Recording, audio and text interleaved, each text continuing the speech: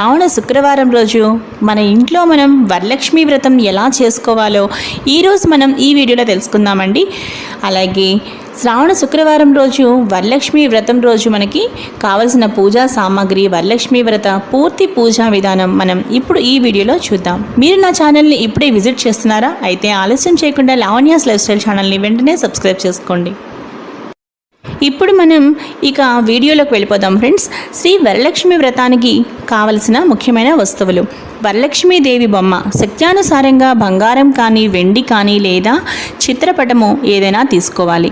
వరలక్ష్మీదేవిని కొంతమంది కొబ్బరికాయకి పసుపు పూసి బొట్టు పెట్టి కలశంపై పెట్టి పూజిస్తారు. మరికొందరు ఈ విధంగా తయారు చేసి పూజిస్తారు. ఎలా అంటే కొబ్బరికాయకు పీచు తీసి కాయను చక్కగా కొబ్బరికాయకి చుట్టూ చక్కగా పసుపు రాసి ముక్కు చెవులు అమర్చి అలాగే చక్కగా కాటుక పెట్టి ఈ విధంగా చక్కగా తిలకం పెట్టి దాని తర్వాత చిన్న నోరు కూడా మనం చక్కగా పెట్టి అమ్మవారి రూపురేఖలు మనం చక్కగా ఆ కొబ్బరికాయ మీద తీర్చిదిద్దుకుని ఈ విధంగా మనం ఒక వెండి కలశం మీద కానీ రాగి కలశం మీద కానీ చక్కగా మనం ఒక శుభముహూర్తంలో ఆవాహనం చేసి అప్పుడు మనం అక్కడ కలశ పూజ చేస్తాం. కాబట్టి ఈ విధంగా మనం ఒక కొబ్బరికాయని ఈ విధంగా రెడీ చేసుకుని చక్కగా అలంకరించుకుని పక్కన పెట్టుకోవాలి. దాని తర్వాత ఇక పూజకు కావాల్సిన వస్తువులు ఏమిటో ఇప్పుడు మనం తెలుసుకుందామండి.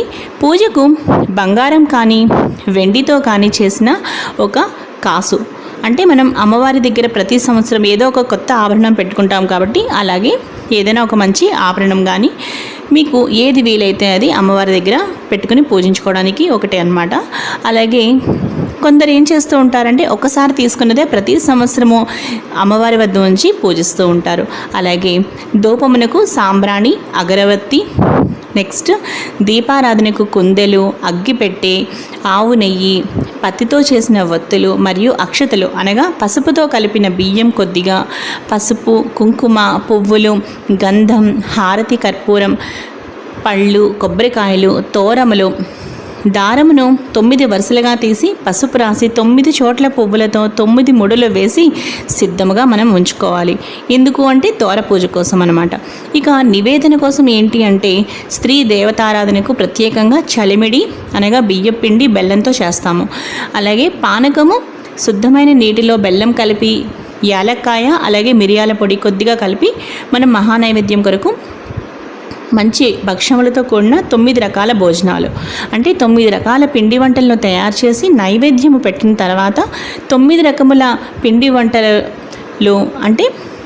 9 రకాల పిండి వంటలు రకమునికి 9 చొప్పున